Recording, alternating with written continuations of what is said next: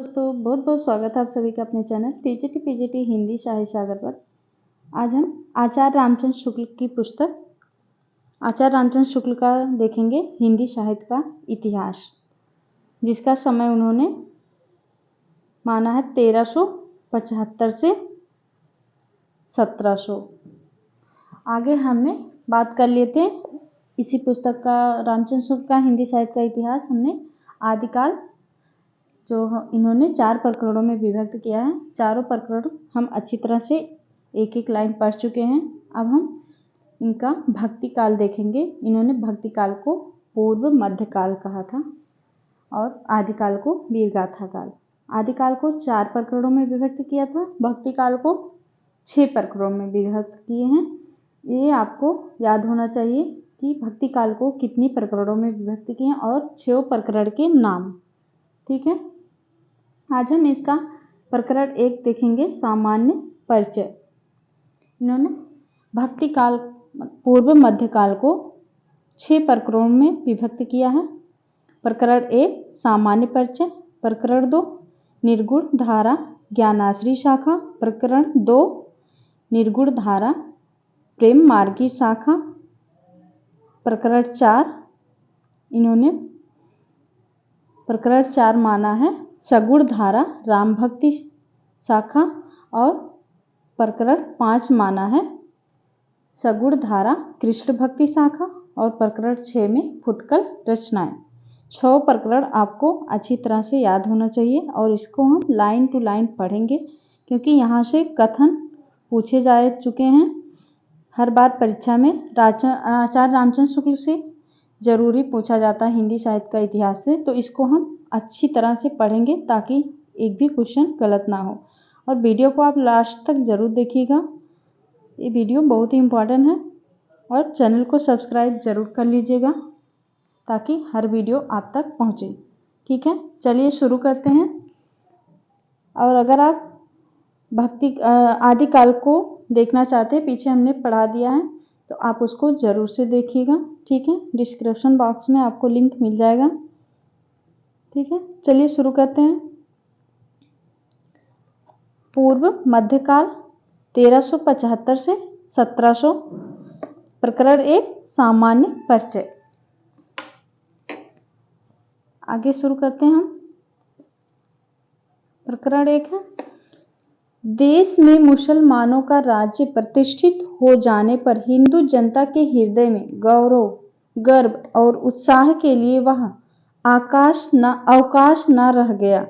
उसके सामने ही उसके देव मंदिर गिराए जाते थे, देव मूर्तियां तोड़ी जाती थी और पूज्य पुरुषों का अपमान होता था और वे कुछ भी नहीं कर सकते थे।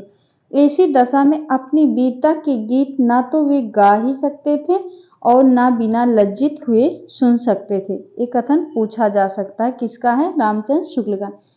आगे चलकर जब मुस्लिम साम्राज्य दूर तक स्थापित हो गया, तब परस्पर लड़ने वाले स्वतंत्र राज्य भी नहीं रह गया।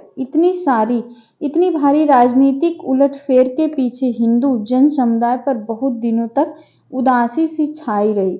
अपने पौरुष से हताश जाति के लिए भगवान की शक्ति और करुणा की ओर ध्यान ले जाने के अतिरिक्त दूसरा मार्ग ही था। आपसे रिक्वेस्ट करूंगी, प्लीज़ चैनल को सब्सक्राइब जरूर कीजिएगा दोस्तों। ठीक है, ताकि आगे से हम अच्छा करें। लोग देखते तो हैं लेकिन सब्सक्राइब नहीं करते, कुछ लगता थोड़ी है उससे। ठीक है, तो आप जरूर से कीजिएगा। चलिए शुरू करते हैं। यह तो हुई राजनीतिक परिस्थिति। अब धार्मिक स्थिति देखिए। आदिकाल के अंतर्गत यह दिखाया जा चुका है कि किस प्रकार वज्र यानी सिद्ध, कापालिक आदि देश के पूर्वी भागों में और नाथपंथी जोगी पश्चिम भागों में रमते चले आ रहे थे। वज्र यानी सिद्ध, कपालिक आदि देश के पूर्वी भागों में और नाथपंथी पश्चिमी भागों में। इसी बात से इसका अनुमान हो सकता है कि सामान्य जनता की धर्म भावना कितनी दबती जा रही थी, उसका हृदय धर्म से कितनी दूर हटता चला जा रहा था। धर्म का प्रवाह कर्म, ज्ञान और शक्ति, इन 3 धाराओं से चलता है। पूछा जा सकता है। रामचंद्र शुक्ल का कथन है। इन तीनों के सामंजस्य से धर्म अपनी पूर्ण सजीव दशा में रमता रहा।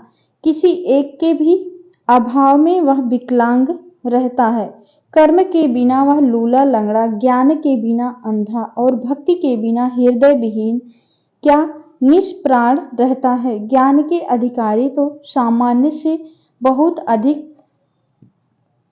समुन्नत और विकसित बुद्धि के कुछ थोड़े से विशिष्ट व्यक्ति ही होते हैं। कर्म और भक्ति ही सारे जन समुदाय की संपत्ति होती है।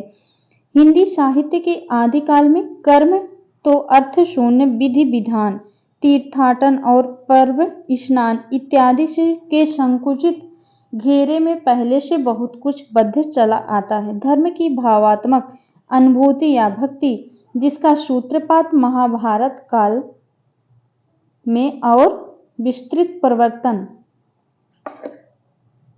पुराण काल में हुआ था, कभी कहीं दबती कभी कहीं उभरती किसी प्रकार चली घर आ रही थी। अर्थ शून्य बाहरी विधि विधान, तीर्थाटन, पर्व स्नान आदि भी निस्सारता का संस्कार फैलाने का जो कार्य वज्रयानी सिद्धों और नाथपंथी जोगियों के द्वारा हुआ, उसका उल्लेख हो चुका है। पर उनका उद्देश्य कर्म को उस तंग गड्ढे से निकालकर प्रकृत धर्म के खुले क्षेत्र में लाना न था, बल्कि एक बारगी किनारे ढकेल देना था। जनता की दृष्टि को आत्म कल्याण और लोक कल्याण विधायक सच्चे कर्मों की ओर ले जाने के बदले उसे वे कर्म क्षेत्र से ही हटाने में लग गए थे। उसकी वाणी तो गुहा, रहस्य और सिद्धि लेकर उठी थी। अपनी रहस्यदर्शिता के धाक जमाने के लिए बाह्य जगत की बातें छोड़ घट के भीतर के कोठों की बातें बताया करते थे। भक्ति, प्रेम आदि हृदय के प्रकृत भावों का उनकी अंतर साधना में कोई स्थान न था, क्योंकि उनके द्वारा ईश्वर को प्राप्त करना तो सबके लिए सुलभ कहा जा सकता है। सामान्य अशिक्षित या अर्धशिक्षित जनता पर इनकी वाणियों का प्रभाव इसके अतिरिक्त और क्या हो सकता है कि वह सच्चे शुभ कर्मों के मार्ग से तथा भगवत भक्ति की स्वाभाविक हृदय पद्धति से हटकर अनेक प्रकार के मंत्र, तंत्र और उपचारों में उलझे और उसका विश्वास अलौकिक सिद्धियों पर जा जमे। इसी दशा की ओर लक्ष्य करके गोस्वामी तुलसीदास ने कहा है। ये वाली पंक्ति मोस्ट इम्पॉर्टेंट है, इसको आप जरूर से नोट कीजिएगा और एक कई बार परीक्षा में पूछी जा सकती है। वैसे सभी को ये तो पता ही होगा किसने कहा है, तुलसीदास ने कहा है। गोरख जगायो जोग, भगति भगायो लोग। ठीक है। सारांश यह है कि जिस समय मुसलमान भारत में आए उस समय सच्चे धर्म भाव का बहुत कुछ हास हो गया था। परिवर्तन के लिए बहुत कड़े धक्के की आवश्यकता थी। ऊपर जिस अवस्था का दिग्दर्शन हुआ है वह सामान्य जन समुदाय की थी।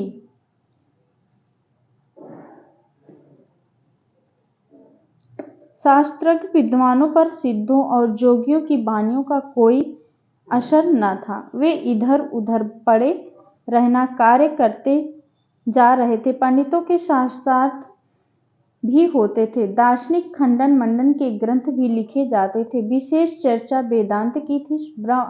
ब्रह्म सूत्रों पर, उपनिषदों पर, गीता पर भाष्यों की परंपरा विद्वान मंडली के भीतर चल रही थी, जिसे परंपरागत भक्ति मार्ग के सिद्धांत पक्ष का कई रूपों में नूतन विकास हुआ। कालदर्शी भक्त कवि जनता के हृदय को संभालने और लीन रखने के लिए दबी हुई भक्ति को जगाने लगे। क्रमशः भक्ति का प्रवाह ऐसा विकसित और प्रबल होता गया कि उसकी लपेट में केवल हिंदू जनता ही नहीं, देश में बसने वाले हृदय मुसलमानों में से भी न जाने कितने आगे। प्रेम स्वरूप ईश्वर को सामने लाकर भक्त कवियों ने हिंदुओं और मुसलमानों दोनों को मनुष्य के सामान्य रूप में दिखाया और भेदभाव के दृश्यों को हटाकर पीछे कर दिया। भक्ति का जो श्रोता दक्षिण की ओर से धीरे धीरे उत्तर भारत की ओर पहले से ही आ रहा था, उसे राजनीतिक परिवर्तन के कारण शून्य पड़ते हुए जनता के हृदय क्षेत्र में फैलने के लिए पूरा स्थान मिला। आगे है रामानुजाचार्य संवत 1073 ने शास्त्रीय पद्धति से जिस सगुण भक्ति का निरूपण किया था उसकी ओर जनता आकर्षित होती चली आ रही थी। रामानुजाचार्य गुजरात में स्वामी मध्वाचार्य जी का समय है 1254 से 1333। मध्वाचार्य ने अपना द्वैतवादी वैष्णव संप्रदाय चलाया जिसकी ओर बहुत से लोग झुके। मध्वाचार्य द्वैतवादी देश के पूर्व भाग में जयदेव जी के कृष्ण प्रेम संगीत की गूंज चली आ रही थी, जिसके सुर में मिथिला के कोकिल विद्यापति ने अपना सुर मिलाया। उत्तर या मध्य भारत में एक ओर तो ईसा की 15वीं शताब्दी में रामानुजाचार्य की शिष्य परंपरा में स्वामी रामानंद जी हुए, जिन्होंने विष्णु के अवतार राम की उपासना की पर जोर दिया और एक बड़ा भारी संप्रदाय खड़ा किया।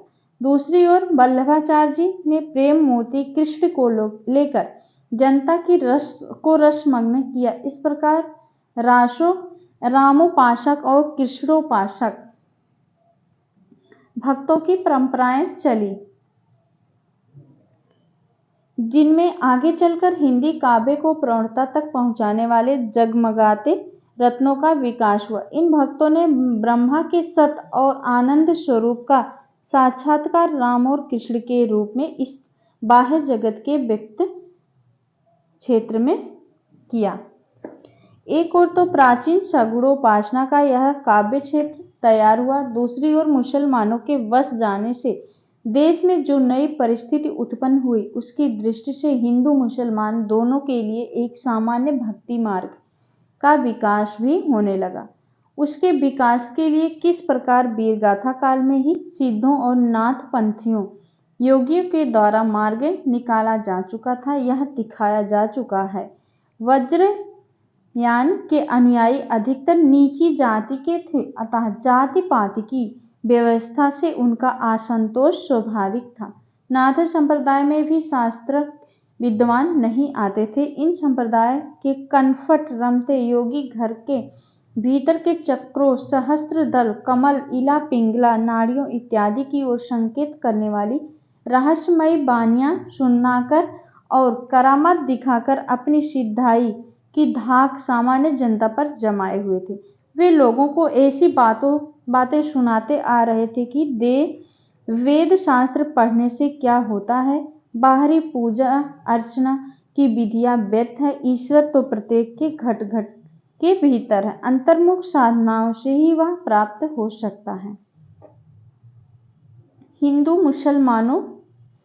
मुसलमान दोनों एक हैं, दोनों के लिए शुद्ध साधना का मार्ग भी एक है, जाति पाति के भेद व्यर्थ खड़े किए गए हैं इत्यादि। इन जोगियों के पंथ में कुछ मुसलमान भी आए, इसका उल्लेख पहले हो चुका है। भक्ति के आंदोलन की जो लहर दक्षिण से आई उसी ने उत्तर भारत की परिस्थिति के अनुरूप हिंदी मुसलमान दोनों के लिए एक सामान्य भक्ति मार्ग की भी भावना कुछ लोगों को जगाई।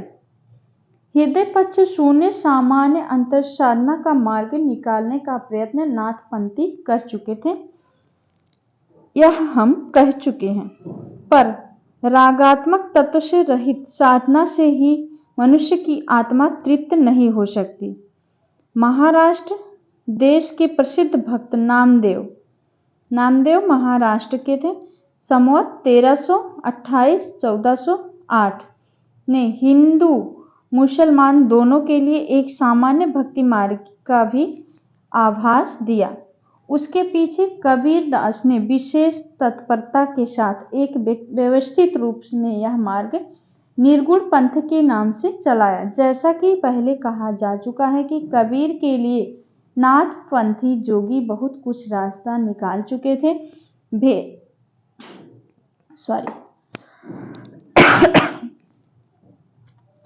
भेदभाव को निर्दिष्ट करने वाले उपासना के बाहरी विधानों को अलग रखकर उन्होंने अंतःसाधना पर जोर दिया। पर नाथपंथियों की अंतःसाधना हृदय पक्ष शून्य थी। उसमें प्रेम तत्व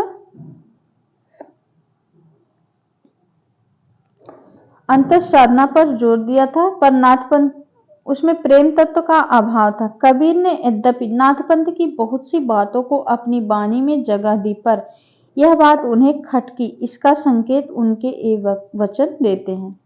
कबीरदास की पंक्ति है, झिलमिल झगड़ा झूलते बाकी रही ना काहू, गोरख अटके कालपुर कौन कहावे साहू।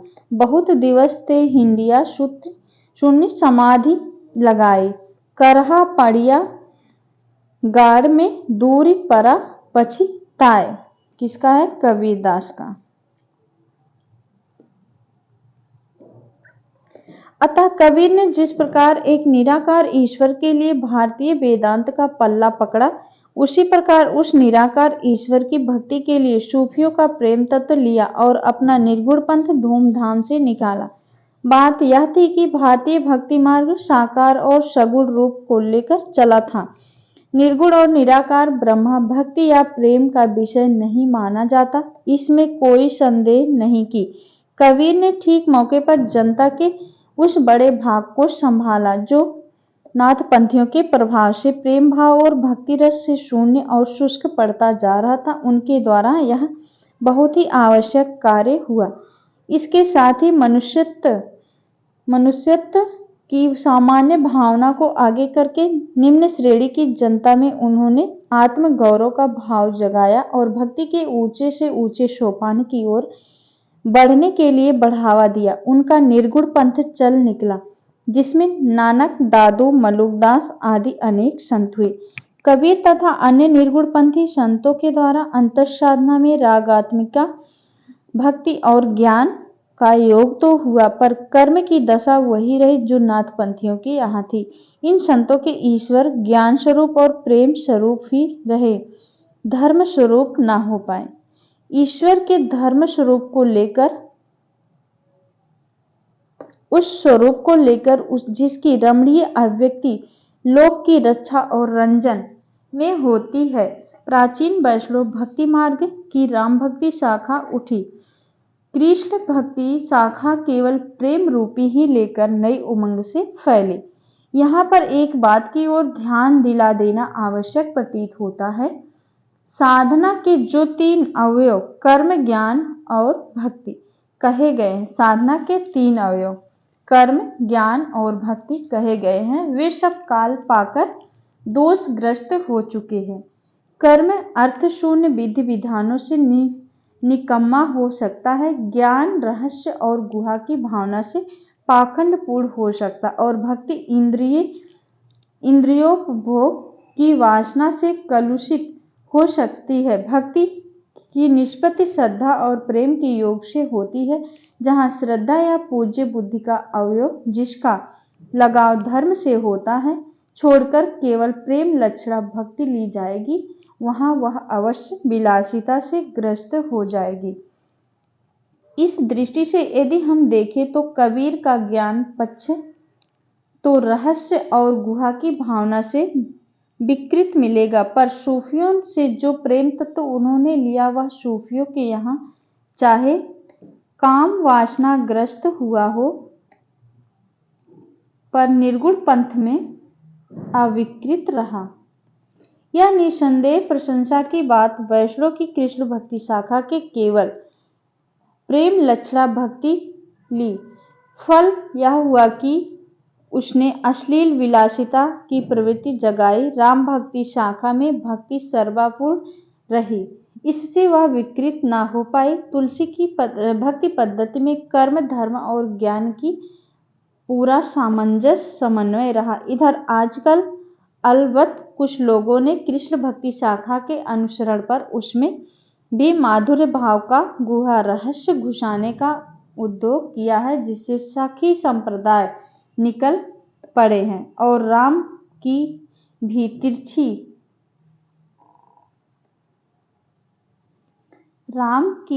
तिरछी चितवन और बाकी अदा के गीत गाए जाने लगे हैं। यह सामान्य भक्ति मार्ग एकेश्वरवाद की इस एकेश्वरवाद का एक अनिश्चित रूप लेकर खड़ा हुआ, जो कभी ब्रह्मवाद की ओर ढलता था और कभी पैगंबरी खुदावाद की ओर। यह निर्गुण पंथ के नाम से प्रसिद्ध हुआ। इसकी ओर ले जाने वाली सबसे पहली प्रवृत्ति जो लक्षित हुई है वह ऊंच नीच और जाति पाति के भाव का त्याग और ईश्वर की भक्ति के लिए मनुष्य मात्र के समान भक्ति का स्वीकार था। इस भाव का सूत्रपात भक्ति मार्ग के भीतर महाराष्ट्र और मध्य देश में नामदेव और रामानंद जी द्वारा हुआ है।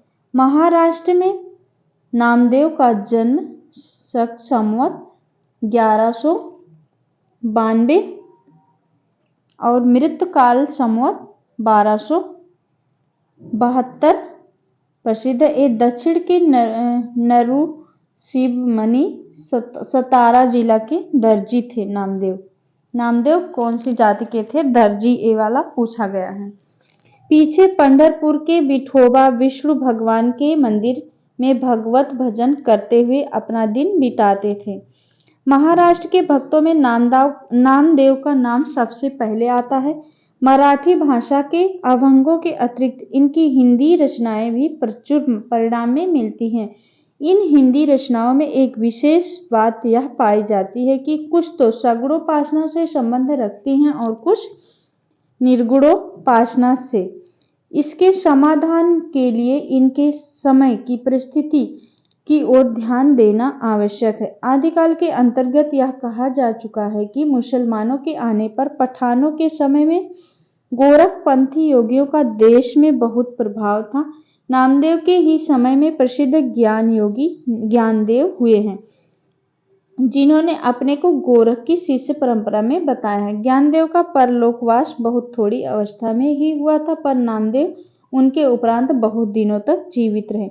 नामदेव सीधे साधे सगुण भक्ति मार्ग पर चले जा रहे थे, पर पीछे उस नाथपंथ के प्रभाव के भीतर भी ये लाए गए, जो अंतर्मुख साधना द्वारा सर्वव्यापक निर्गुण ब्रह्मा के साक्षात्कार को ही मोक्ष का मार्ग मानता था।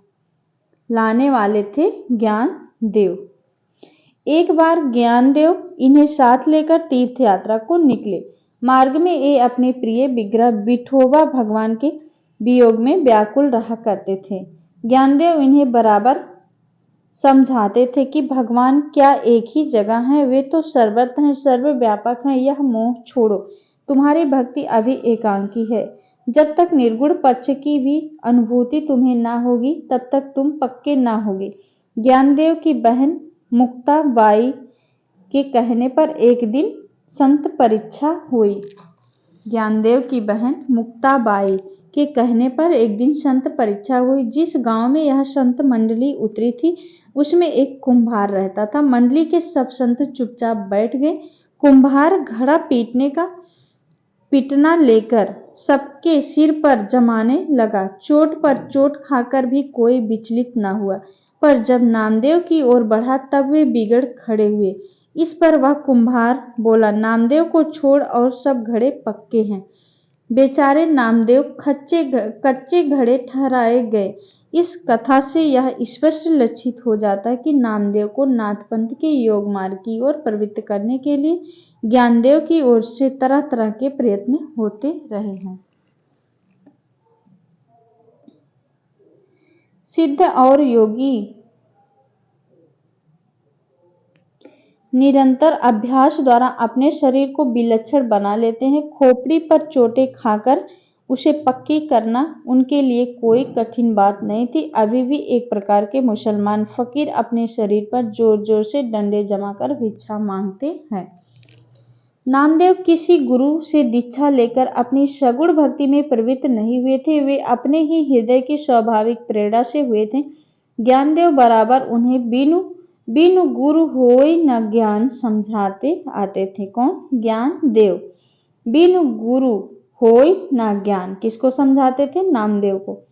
संतों के बीच निर्गुण ब्रह्मा के संबंध में जो कुछ कहा जा चुका है और ईश्वर प्राप्ति की जो साधना बताई जाती है, वह किसी गुरु की सिखाई हुई होती है। परमात्मा के शुद्धि निर्गुण स्वरूप के ज्ञान के लिए ज्ञानदेव का आग्रह बराबर बढ़ता गया। गुरु के अभाव के कारण किस प्रकार नामदेव में परमात्मा की सर्वव्यापकता का उदार भाव नहीं जम पाया था और भेदभाव बना था, इस पर भी एक कथा चली आती है। कहते हैं कि एक दिन स्वयं विठोबा भगवान एक मुसलमान फकीर का रूप धरकर नामदेव के सामने आए। नामदेव ने उन्हें नहीं पहचाना। तब उनसे कहा गया कि वे तो परब्रह्मा भगवान ही थे। अंत में वे बेचारे नामदेव ने नाथ पंथ नामक शिव के स्थान पर जाकर विठोबा खेचर या खेचर नाथ नामक एक नाथ पंथी कनफटे से दीक्षा ली। इसके संबंध में उनके वचन हैं। नामदेव विठोबा खेचर या खेचर नाथ नामक एक नाथ पंथी कनफटे से दीक्षा ली थी।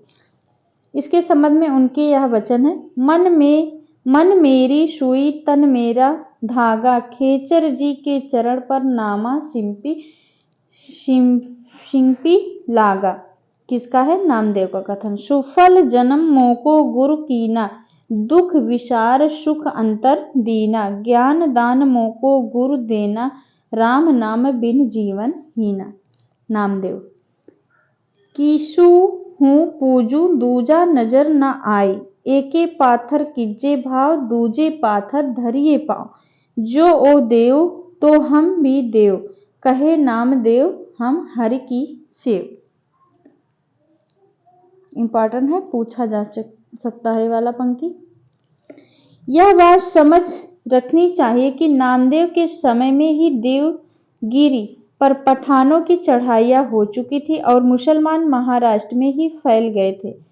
इसके पहले से ही गोरखनाथ के अनुयायी हिंदुओं और मुसलमानों दोनों के लिए अंतर साधना के एक सामान्य मार्ग पर उपदेश देते आ रहे थे। इनकी भक्ति के अनेक चमत्कार भक्तमाल में लिखे हैं, जैसे विठोबा ठाकुर जी की मूर्ति का इनके हाथ से दूध पीना, अविंद नागनाथ के शिव मंदिर के द्वार का इनकी और घूम जाना इत्यादि। इनके महात्म्य से यह सिद्ध दिखाया है कि जाति पाति पूछे नहीं कोई, हरि को भजे सो हरि का होय। इनकी इष्ट सगुणोपासना के कुछ पद नीचे दिए गए हैं, जिनमें शबरी, केवट आदि की सुगति अथवा भगवान के अवतार लीला का कीर्तन बड़े प्रेम भाव से किया गया है। अम्बरीश को दियो अभय पद, राज विभीषण अधिक कर्यो, नवनिधि ठाकुर दई सुदामहि, ध्रुव जो अटल अजहू न टर्यो, भगत हेत भर्यो हरिना कुश नृसिंह, रूप हवे देह धर्यो, नामा कहे भगत वस केशव अजहू, बलि के द्वार खरो, दशरथ राय नंद राजा मेरा रामचंद्र, प्रणव नामा तत्व रस अमृत पीजे, धनि धनि मेघा रोमावली, धनि धनि कृष्ण ओढ़े कांवली, धनि धनि तू माता देवकी, जिहि गृह रम्यो कौलापति, धनि धनि बनखड़ वृंदावना, जहाँ खेले श्री नारायणा, बिनु बजावे गोधन चारे, नामे का स्वामी आनंद करे। यह तो हुई नामदेव की व्यक्तोपासना संबंधी हृदय प्रेरित रचना। आगे गुरु से सीखे हुए ज्ञान की उद्धृढ़ि अर्थात निर्गुण वाणी भी कुछ देखिए। माई न होती बाप न होते, कर्म न होता काया, हम नहीं होते तुम नहीं होते, कौन कहाँ ते आया। ये भी इम्पोर्टेंट है, नामदेव की पंक्ति है। चंद न होता सूर न होता, पानी पवन मिलाया, शास्त्र न होता वेद न होता, कर्म कहाँ ते आया। पांडे तुम्हारी गायत्री लोधे का खेत खाती थी, लेकर ठेंगा टगरी तोरी लंगत लगत आती थी। पांडे तुम्हारा महादेव धौल बदल चढ़ा आवत देखा, पांडे तुम्हारा रामचंद्र सो भी आवत देखा था। रावण सेंती सरबर होई, घर की जोय गवाई थी। हिंदू अंधा तरुके काना, दुए ते ज्ञानी सयाना। हिंदू पूजे देहरा, मुसलमान मशीर। नामा सोई विविध सेविया, जह देहरा न मशीर।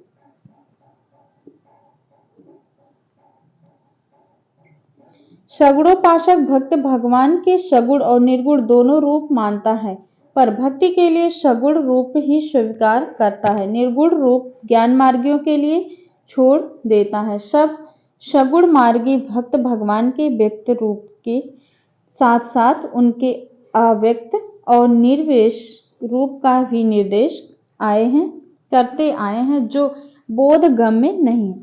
वे अव्यक्त की ओर संकेत भर करते हैं, उसके विवरण से प्रवृत्त नहीं होते। नामदेव क्यों प्रवृत्त हुए, यह ऊपर दिखाया जा चुका है। जबकि उन्होंने एक गुरु से ज्ञानोपदेश लिया, तब शिष्य धर्मानुसार उसकी उद्धरणी आवश्यक हुई। नामदेव की रचनाओं में यह बात साफ दिखाई पड़ती है कि सगुण भक्ति के पदों की भाषा तो ब्रज या परंपरागत काव्य भाषा है, पर निर्गुण वाणी की भाषा नाथपंथियों के द्वारा गृहीत खड़ी बोली या सदुक्कड़ी भाषा है।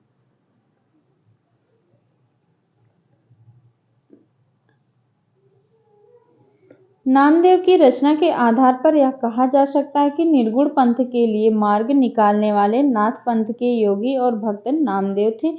जहां तक पता चलता है, निर्गुण मार्ग के निर्दिष्ट प्रवर्तक कबीरदास ही थे, जिन्होंने एक ओर तो स्वामी रामानंद जी के शिष्य होकर भारतीय अद्वैतवाद की कुछ स्थूल बातें ग्रहण की और दूसरी ओर योगियों और सूफियों फकीरों के संस्कार प्राप्त किए।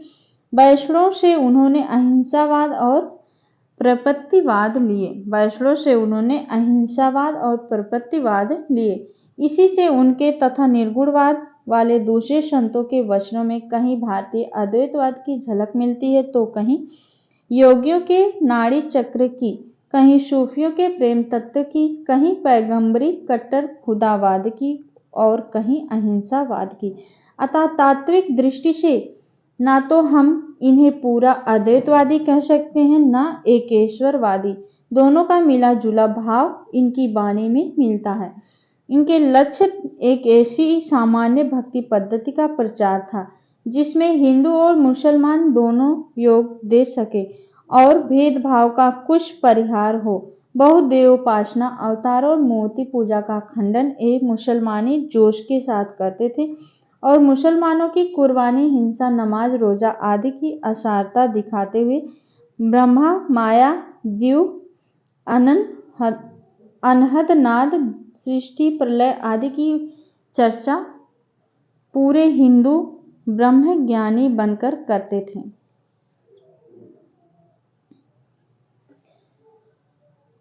सारांश यह है कि ईश्वर पूजा की उन भिन्न भिन्न बाह्य विधियों पर एक ध्यान हटाकर, जिनके कारण धर्म में भेदभाव फैला हुआ था, ये शुद्ध ईश्वर प्रेम और सात्विक जीवन का प्रचार करना चाहते थे।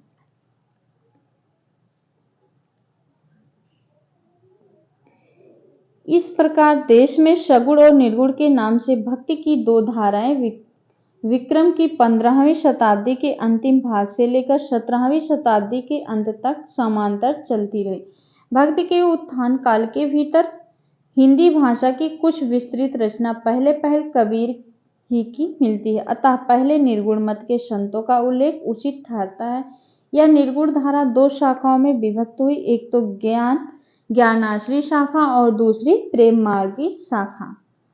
इन्होंने रामचंद्र शुक्ल प्रकरण 1 सामान्य परिचय, प्रकरण 2 है निर्गुण धारा ज्ञानाश्री शाखा और प्रकरण 3 है निर्गुण धारा प्रेम मार्गी शाखा, जो कि सूफियों की थी। पहली शाखा भारतीय ब्रह्म ज्ञान और योग साधना को लेकर तथा उसमें सूफियों के प्रेम तत्व को मिलाकर उपासना के क्षेत्र में अग्रसर हुई और सगुण के खंडन में उसी जोश के साथ तत्पर रही, जिस जोश के साथ पैगंबरी मत, बहुदेवोपासना और मूर्ति पूजा आदि के खंडन में रहते हैं। इस शाखा की रचनाएं सात्विक नहीं है, फुटकल दोहों या पदों के रूप में है, जिनकी भाषा और शैली अधिकतर अव्यवस्थित और उटपटांग है। कबीर आदि दो एक प्रतिभा संपन्न संतों को छोड़कर औरों में ज्ञान मार्गी की सुनी सुनाई बातों का पिष्ट पेषण तथा हठयोग की बातों की कुछ रूपक भद्दी तुकबंदियों में है। भक्ति रस में मग्न करने वाली सरसता भी बहुत कम पाई जाती है। बात यह है कि इस पंथ का प्रभाव शिष्ट और शिक्षित जनता पर नहीं पड़ा, क्योंकि उसके लिए ना तो इस पंथ में कोई नई बात थी, ना आकर्षण। संस्कृत बुद्धि, संस्कृत हृदय और संस्कृत वाणी का वह विकास इस शाखा में नहीं पाया जाता जो शिक्षित समाज को अपनी ओर आकर्षित करता। पर अशिक्षित और निम्न श्रेणी की जनता पर इन संत महात्माओं का बड़ा भारी उपकार है। उच्च विषयों का कुछ आभास देकर, आचरण की शुद्धता पर जोर देकर, आडंबरों का तिरस्कार करके, आत्मगौरव का भाव उत्पन्न करके इन्होंने इसे ऊपर उठाने का स्तुत प्रयत्न किया। पाश्चात्यों ने इन्हें जो धर्म सुधारक की उपाधि दी है, वह इसी बात को ध्यान में रखकर धर्म सुधारक उपाधि। दूसरी शाखा शुद्ध प्रेम मार्गी सूफियों की है, जिनके प्रेम गाथाएं वास्तव में साहित्य कोट के भीतर आती है। इस शाखा के सब कवियों ने कल्पित कहानियों के द्वारा प्रेम मार्ग का महत्व दिखाया है। इन साधक कवियों ने लौकिक प्रेम के बहाने उस प्रेम तत्व का आभास दिया है जो प्रियतम ईश्वर से मिलाने वाला है। इन प्रेम कहानियों का विषय तो वही साधारण होता है, अर्थात किसी राजकुमार का किसी राजकुमारी के अलौकिक सौंदर्य की बात सुनकर उसके प्रेम में पागल होना और घर बार छोड़कर निकल पड़ना तथा अनेक कष्ट और आपत्तियां झेलकर अंत में उस राजकुमारी को प्राप्त करना। पर प्रेम की पीर की जो व्यंजना होती है, वह ऐसे विश्व व्यापक रूप में होती है कि वह प्रेम इस लोक से परे दिखाई पड़ता है। हमारा अनुमान है कि सूफी कवियों ने जो कहानियां ली है, वे सब हिंदुओं के घर में बहुत दिनों से चली आती कहानियां हैं, जिनमें आवश्यकता अनुसार उन्होंने हेर फेर किया है। कहानियों का मार्मिक आधार हिंदू है। मनुष्य के साथ पशु पक्षी और पेड़ पौधों को भी सहानुभूति सूत्र में बद्ध दिखाकर एक अखंड जीवन समष्टि का आभास देना हिंदू प्रेम कहानियों की विशेषता है। मनुष्य के घोर दुख पर वन के वृक्ष भी रोते हैं, पक्षी भी संदेशे पहुंचाते हैं, यह बात इन कहानियों में मिलती है। शिक्षितों और विद्वानों की काव्य परंपरा में यद्यपि अधिकतर आश्रयदाता राजाओं के चरित्रों और पौराणिक तथा या ऐतिहासिक आख्यानों की ही प्रवृत्ति थी, पर साथ ही कल्पित कहानियों का भी चलन था। इसका पता लगता है दिल्ली के बादशाह सिकंदर शाह संवत 1546-1574 के समय में कवि ईश्वर दास ने सत्यवती कथा नाम की एक कहानी दोहे चौपाई में लिखी। मोस्ट इम्पॉर्टेंट पूछा गया है, सत्यवती कथा ईश्वर दास, जो कि एक कहानी दोहे चौपाइयों में लिखी गई है, जिसका आरंभ तो व्यास जन्मेजय के संवाद से पौराणिक ढंग पर होता है, पर जो अधिकतर कल्पित स्वच्छंद और मार्मिक मार्ग पर चलने वाली वनवास के समय पांडवों को मार्कंडेय ऋषि मिले, जिन्होंने यह कथा सुनाई। मथुरा के राजा चंद्रउदय को कोई संतान नहीं थी। शिव की तपस्या करने पर उनके वर से, कौन से राजा थे? चंद्रउदय राजा को सत्यवती नाम की एक कन्या हुई। वह जब कुमारी हुई तब नित्य एक सुंदर सरोवर में स्नान करके शिव का पूजन करती थी। इंद्रपति नामक एक राजा के 4 पुत्र थे। एक दिन ऋतुवर्ण शिकार खेलते खेलते घोर जंगल में भटक गया। एक स्थान पर उसे एक कल्प वृक्ष दिखाई पड़ा, जिसकी शाखाएं 30 कोस फैली थी, जिस पर चढ़कर चारों ओर दृष्टि दौड़ाने पर उसे एक सुंदर सरोवर दिखाई पड़ा, जिसमें कई कुंवारियां स्नान कर रही थी। वह जब उतरकर वहां गया तो सत्यवती को देख मोहित हो गया। कन्या का मन भी उसे देख कुछ डोल गया। ऋतुवर्ण जब उसकी ओर एकटक ताकता रहा, रह गया। तब सत्यवती को क्रोध आ गया और उसने यह कह कर कि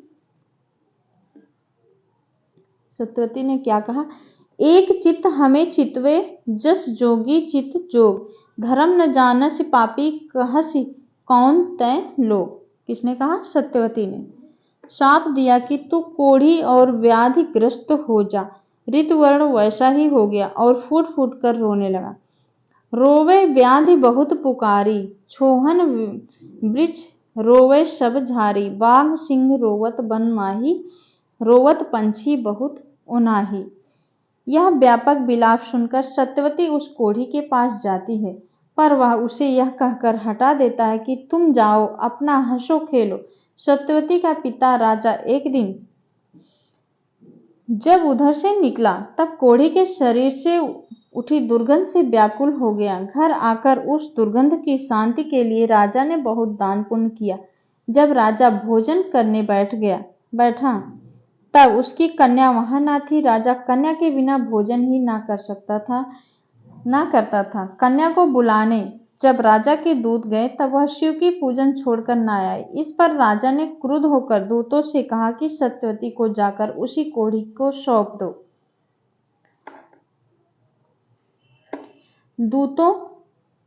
दूतों का वचन सुनकर कन्या नीम की टहनी लेकर उस कोढ़ी की सेवा के लिए चल पड़ी और उससे कहा, तो ही छाड़ी अब मैं कित जाऊं, माई बाप सौंपा तो ठाहूं। कन्या प्रेम से उसकी सेवा करने लगी और एक दिन उसे कंधे पर बिठाकर सत्यवती तीर्थ स्नान कराने ले गई, जहां बहुत से देवता मुनि किन्नर आदि निवास करते थे।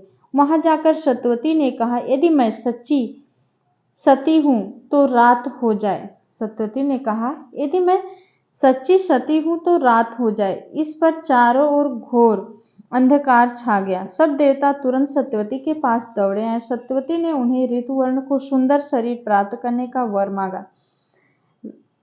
व्याधिग्रस्त ऋतुवर्ण ने तीर्थ में स्नान किया और उसका शरीर निर्मल हो गया। देवताओं ने दोनों का विवाह करा दिया। ईश्वरदास ने ग्रंथ के रचनाकार का उल्लेख इस प्रकार किया है। ईश्वरदास, भादो मास पास उजियारा।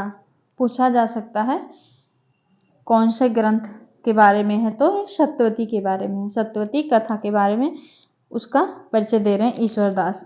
भादो मास पास उजियारा, तिथि नवमी और मंगलवारा, नशत अश्विनी मेघ चंदा, पंच जना सो सदा आनंदा, जोगनीपुर दिल्ली बड़ थाना, शाह सिकंदर बड़ सुल्ताना। आगे है, कंठे बैठ सरस्वती विद्या गणपति दीन, ता दिन कथा आरंभ यह ईश्वरदास कवि कीन। पुस्तक में 5-5 चौपाइयां, अर्धलियों पर एक दोहा, इस प्रकार 58 दोहे पर यह पुस्तक समाप्त होता है। कितने दोहों पर? 58 दोहों पर। भाषा अयोध्या के आसपास की ठेठ अवधी है। बाटे हैं के प्रयोग जगह जगह है। यही अवधी भाषा, चौपाई, दोहे का क्रम और कहानी का रूप रंग सूफी कवियों ने ग्रहण किया। आख्यान कवियों के लिए चौपाई दोहे की परंपरा बहुत पुराने विक्रम की 11वीं सदी के जैन चरित काव्यों में मिलती है। इसका उल्लेख पहले हो चुका है। सूफियों के प्रेम प्रबंधों में खंडन मंडन की बुद्धि की किनारे रखकर मनुष्य के हृदय को स्पर्श करने का ही प्रयत्न किया गया है, जिससे इनका प्रभाव हिंदुओं और मुसलमानों पर सामान्य रूप से पड़ता है। बीच बीच में रहस्यमय परोक्ष की ओर जो मधुर संकेत मिलते हैं वे बड़े हृदयग्राही होते हैं। कबीर में जो रहस्यवाद मिलता है वह बहुत कुछ उन पारिभाषिक संज्ञाओं के आधार पर है जो वेदांत और हठ योग में निर्दिष्ट है। पर इन प्रेम प्रबंधकारों ने जिस रहस्यवाद का आभास बीच बीच में दिया है उसके संकेत स्वाभाविक और मर्मस्पर्शी हैं। शुद्ध प्रेम मार्गी सूफी कवियों की शाखा में सबसे प्रसिद्ध जायसी हुए, जिनकी पद्मावत हिंदी काव्य क्षेत्र में एक अद्भुत रत्न है। इस संप्रदाय के सब कवियों ने पूर्वी हिंदी अर्थात अवधी का व्यवहार किया है, जिसमें गोस्वामी तुलसीदास जी ने अपना रामचरितमानस लिखा है। अवधी में अपना भावात्मक रहस्यवाद लेकर सूफी जब भारत में आए, तब यहाँ उन्हें केवल साधनात्मक रहस्यवाद योगियों, रसायनियों और तांत्रिकों में मिला। आगे है रसेश्वर दर्शन का उल्लेख सर्व दर्शन संग्रह में है। रसेश्वर दर्शन का उल्लेख सर्व दर्शन संग्रह में जासी आदि सूफी कवियों ने हठ योग और रसायन की कुछ बातों का भी कहीं कहीं अपनी कहानियों में स्थान दिया है। जैसा ऊपर कहा जा चुका है कि भक्ति के उत्थान काल के भीतर हिंदी भाषा में कुछ विस्तृत रचना पहले कबीर की ही मिलती है, अतः पहले निर्गुण संप्रदाय की ज्ञानाश्री शाखा का संक्षिप्त विवरण आगे दिया जाता है, जिसमें सर्वप्रथम कबीरदास जी सामने आते हैं। यहाँ पर हमारा प्रकरण 1 सामान्य परिचय समाप्त हुआ। अब नेक्स्ट वीडियो में हम प्रकरण 2 देखेंगे, निर्गुण धारा ज्ञानाश्री शाखा। ठीक है, उम्मीद है आपको यह वीडियो लेक्चर अच्छा लगा होगा। अच्छा लगा तो प्लीज़ वीडियो को शेयर जरूर कीजिएगा दोस्तों, और चैनल को सब्सक्राइब जरूर कर लीजिएगा। मिलते हैं नेक्स्ट वीडियो में, तब तक के लिए बहुत बहुत धन्यवाद दोस्तों।